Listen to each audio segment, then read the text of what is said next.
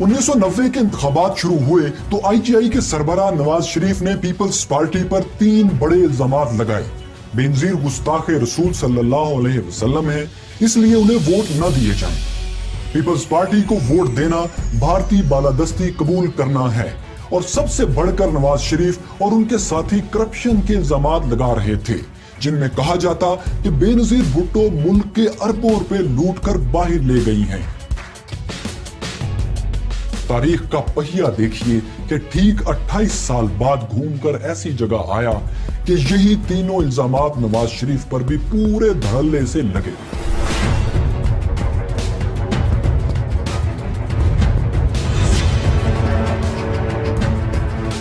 उन्नीस 1990 में बेनजीर भुट्टो खुद पर इल्जामात के सफाई देने के बजाय इस सारे मामले को पाक फौज और सदर पाकिस्तान की साजिश करार देती थी और ठीक यही दुहाई 2018 के इंतखाबात में नवाज शरीफ के हिस्से में आई।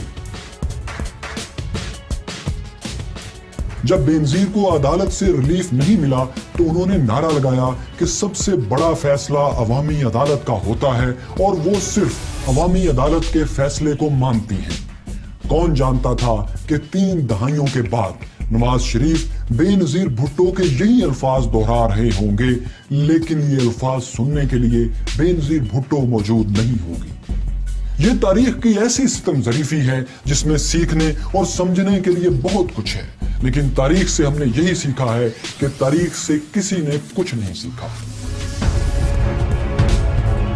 मिस्टर भुट्टो की हुकूमत खत्म हो चुकी है। मैंने आईन के आर्टिकल 58(2) के तहत कौमी असेंबली तोड़ दी है। नवाज शरीफ हुकूमत बरतरफ हो गई है।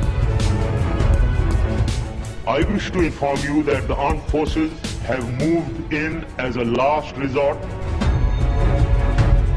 एक माली था जो बिलावल हाउस में 1988 में भर्ती हुआ। पीपल्स पार्टी हुकूमत को करप्शन और बदअमनी के इल्जामात लगाकर बरतरफ किया गया था, तो इस सिलसिले में बिलावल हाउस के कुछ मुलाजिम भी गिरफ्तार हुए। जब करप्शन इल्जामात में इन मुलाजमीन से तफ्तीश हो रही थी तो उनसे पूछगछ करने वाला एक खुफिया एजेंसी का ऑफिसर था, और ये ऑफिसर कोई और नहीं बिलावल हाउस का वही माली था जो 1988 से उनके लान की देखभाल कर रहा था। मुलाजमीन की गिरफ्तारी के कुछ अरसे बाद, लेकिन इलेक्शन से कुछ पहले 11 अक्टूबर 1990 को उन्नड़ केस में आसिफ जरदारी को भी गिरफ्तार कर लिया गया। उनके करीबी साथी हुसैन उन्नड़ को वादा माफ गवाह बनाया गया। उन्नड़ केस तारीख में एक मशहूर केस है। इसमें आसिफ जरदारी पर इल्जाम था कि उन्होंने लंदन पलट एक शख्स मुर्तजा बुखारी की टांग से बम बांधकर 3 करोड़ रुपए हथिया लिए हैं। इस केस की गूंज तो बहुत हुई, लेकिन ये केस कहीं साबित न हो सका। इस केस में वाहिद सबूत सिर्फ मुर्तजा बुखारी की अखबारी प्रेस कॉन्फ्रेंस थी और इसका वाहिद वादा माफ गवाह हुसैन उन्नड़ था, जो पीपल्स पार्टी के दूसरे दौर में दौरान गिरफ्तारी अस्पताल में जान की बाजी हार गया। यूं उन्नड़ केस का कजिया कभी हल न हो सका, लेकिन ये इल्जाम आसिफ जरदारी की शख्सियत के साथ चिपक कर रह गया। मैं फर्स्ट टाइम उस शख्स को मिला और प्रेस की मौजूदगी में मैं उसको मिला और उसने ये सारी कहानी सुनाई। उसने फिर हंगामा शामा किया, अखबारों में खबरें छप गई, नेशनल प्रेस में हर जगह रिपोर्ट हुआ। तो उसने फिर उसको इन्होंने बकौल उसके जरदारी साहब ने कहा कि तुम 50 लाख रुपए लो और वापस चले जाओ। उसने कहा जी मैं 2.5 करोड़ रुपया लाया था, मुझे पूरी रकम वापस चाहिए, मैं तो नेक काम के लिए लाया था, तो मैं 50 लाख लेके क्यों चला जाऊँ। उन्होंने कहा फिर तू भी नहीं वापस जाएगा, रकम तो तुझे वैसे भी नहीं मिलनी, तो जान बचाओ और भागो। वो फिर आखिरी बेचारा जान बचा के भाग गया। ये थी कहानी। ब्यूरोक्रेट सदर गुलाम इसहाक खान ने चूंकि बेनजीर भुट्टो की हुकूमत को संगीन इल्जामात के तहत बरतरफ किया था, इसलिए वो ये बात यकीनी बनाना चाहते थे कि पीपल्स पार्टी इक़्तिदार में किसी तरह वापस ना आने पाए, क्योंकि अगर बेनजीर भुट्टो दोबारा मुंतखब हो जाती तो इससे तासुर मिलता कि असेंबलियां तोड़ने का फैसला गलत था और लोग पीपल्स पार्टी की कारकर्दगी से ज्यादातर मुतमईन हैं। सदर गुलाम इसहाक खान ने पीपल्स पार्टी की वापसी रोकने के लिए कई इक़दाम किए, जिनमें से 2 बहुत अहम थे। पहला काम तो उन्होंने ये किया कि निगरान हुकूमत इस तरह तश्कील दी कि तमाम अहम पोजीशंस पर पीपल्स पार्टी के मुखालिफ और IGI के हामी ओहदेदार बराजमान हो गए। सबसे अहम और बड़े ओहदे यानी निगरान वज़ीर आज़म की जगह उन्होंने पीपल्स पार्टी के मुकाबले में इलेक्शन लड़ने वाली IGI के सरबराह गुलाम मुस्तफा जतोई को तैनात कर दिया। याद रखें, गुलाम मुस्तफा जतोई माजी में बेनजीर भुट्टो के मुकाबले में वज़ारत उज़्मा के उम्मीदवार भी थे और इस इलेक्शन में भी वो निगरान के बाद वज़ीर आज़म बनना चाहते थे। फिर बेनजीर के सिंध में सबसे बड़े हरीफ जाम सादिक को निगरान वज़ीर आला सिंध बना दिया गया। हालांकि वो उस वक्त सूबाई असम्बली से खुद भी इलेक्शन लड़ रहे थे और सिंध की वज़ारत आला के भी उम्मीदवार थे। और तो और गुलाम इसाक खान ने अपने दामाद इरफानुल्लाह मरवत को भी वज़ीर दाखिला सिंध बनवा दिया और यूं अपने तई उन्होंने पीपल्स पार्टी को शिकस्त देने के लिए स्टेज तैयार कर दिया। गुलाम मुस्तफा जतोई ने निगरान वज़ीर आज़म बनते ही एहतसाब का नारा लगाया और खुसूसी अदालतें बनाकर पीपल्स पार्टी के ओहदेदारान बेनज़ीर और उनके शोहर आसिफ जरदारी पर करप्शन के मुकदमात कायम कर दिए।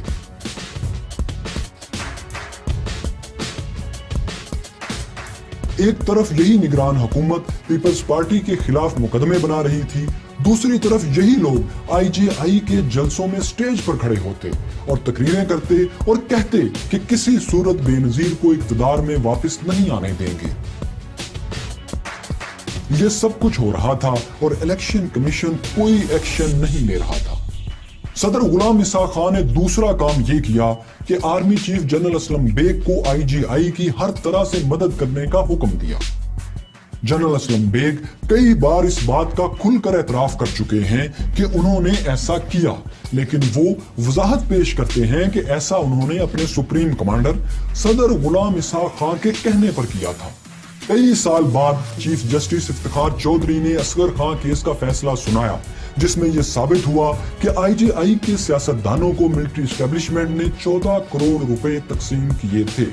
जो फैसला सुप्रीम कोर्ट ने दिया है उसमें जो मेरा मौक़िफ़ था, जो आइन और कानून के मुताबिक है, मैंने ये कहा कि ये लॉफुल कमांड था एक लॉफुल अथॉरिटी के हाथों, गुलाम इसाक साहब के, और जब एक लॉफुल कमांड हो तो वो जुर्म नहीं होता। तारीख के रिकॉर्ड को दुरुस्त रखने के लिए बताते चलें कि जब इस मुकदमे का फैसला सुनाया गया तो गुलाम इसाक खान दुनिया में मौजूद नहीं थे, इसलिए उनका मौक़िफ़ मुकदमे के बाद सामने नहीं आ सका। सुप्रीम कोर्ट के फैसले के अलावा मिलिट्री एस्टेब्लिशमेंट की तरफ से IGI को रकम तकसीम करने के मजीद सबूत भी मौजूद हैं। लेफ्टिनेंट जनरल अब्दुल मजीद मलिक का सबूत देखिए, जिन्होंने अपनी किताब में लिखा कि उन्हें एस्टेब्लिशमेंट की तरफ से चंद लाख रुपए मिले जो उन्होंने फाटा में IGI के एक उम्मीदवार को खुद पहुंचाए।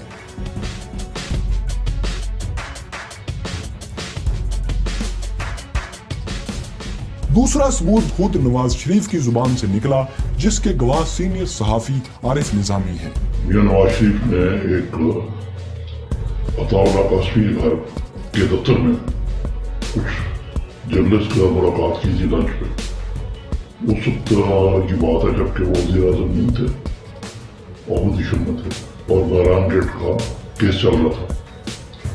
तो उन्होंने बातों बातों में कह दिया कि बहरान गेट में सबको पैसे मिले थे और मुझे भी मिले थे। पाकिस्तान में चूंकि ज़ियाउल हक के तवील मार्शाला के बाद पहली हुकूमत सिर्फ 20 माह बाद बरतरफ कर दी गई थी, इसलिए पाकिस्तान समेत पूरी दुनिया को तशवीश थी कि न जाने इंतखाबात होंगे या नहीं होंगे। आर्मी हाउस से लेकर व्हाइट हाउस तक ऐसी अफवाहें गर्दिश कर रही थीं कि इंतखाबात मुलतवी करने और मार्शल लगाने की प्लानिंग हो रही है। इंतखाबात के हवाले से बेयकीनी का अंदाजा आप इस बात से लगा सकते हैं कि बाबरा शरीफ को अखबारात में ये बयान तक देना पड़ा कि अल्लाह करे इंतखाबात वक्त पर हो जाएं। तमाम अंदेशों के बावजूद इंतखाबात वक्त पर हुए और IGI वाज़ेह तौर पर जीत गई। बेनज़ीर भुट्टो ने इन इंतखाबात को धांधली ज़दा करार दिया, लेकिन गैर मुल्की मुबस्सिरीन ने पहली रिपोर्ट में इंतखाबात को शफ़ाफ करार दिया। ताहम बाद में असगर खान केस से ये बात साबित हो गई कि 1990 के इंतखाबात शफ़ाफ नहीं थे। IGI की जीत के बाद निगरान वज़ीर आज़म गुलाम मुस्तफा जतोई अब असल वज़ीर आज़म बनना चाहते थे। साबिक वज़ीर आज़म जुनेजो भी वज़ारत उज़्मा के उम्मीदवार थे, लेकिन IGI के इजलास में नवाज शरीफ का नाम फाइनल कर दिया गया। यूं 7 नवंबर 1990 के दिन नवाज शरीफ ने वजारत उज़्मा का हलफ उठा लिया। इस तकरीब में 1000 से ज्यादा मेहमानों ने शिरकत की, लेकिन बेनजीर भुट्टो ने इस इजलास का बाइकॉट किया। नवाज शरीफ पाकिस्तान के दूसरे वजीर आजम थे जिनका ताल्लुक पंजाब से था और ये पाकिस्तान के कम उम्र तरीन मर्द वजीर आजम थे। उस वक्त उनकी उम्र सिर्फ 41 साल थी और यूं नवाज शरीफ के वालिद मियां मोहम्मद शरीफ का वो ख्वाब पूरा हुआ जो उन्होंने भुट्टो दौर में उस वक्त देखा था जब उनकी इंडस्ट्रीज को सरकारी तहवील में ले लिया गया था। नवाज शरीफ ने हुकूमत संभाली तो कराची और हैदराबाद में रोजाना लाशें गिर रही थी। अफगानिस्तान और इंडिया के बॉर्डर पर जंग का माहौल था। पाकिस्तान की मुईशत इतनी तबाह हाल थी कि अलाइड बैंक जो उस वक्त सरकारी तहवील में था 22 अरब रुपए के खसारे में था। सीमेंट इंडस्ट्री भी सरकारी तहवील में और करप्शन की आमाजगाह बन चुकी थी। लेकिन नवाज शरीफ ने इन सारे मसाइल से निपटने के साथ दुनिया के एक ऐसे हिस्से में भी काम किया जहां लाखों साल से बर्फ की हुकूमत है। जी हां, अंटार्कटिका में नवाज शरीफ ने एक ऐसा मंसूबा बनाया जो बहुत कम पाकिस्तानियों के इल्म में है। ये मंसूबा पाकिस्तान की अहम कामयाबी था। अनगिनत जमानों से बर्फ में ढके समंदर के किनारे पर और दुनिया के आखिरी कोने में पाकिस्तान को क्या एजाज हासिल हुआ। नवाज शरीफ ने अरबों रुपए की खसारे में डूबी मुईशत से कैसे मुकाबला किया, ये सब आपको अगली किस्त में दिखाएंगे। अगर इस वीडियो ने आपकी मालूमात में इजाफा किया तो लाइक, कमेंट्स और शेयर भी जरूर कीजिए ताकि हम इस सिलसिले को जारी रख सकें और बेहतर से बेहतर बना सकें।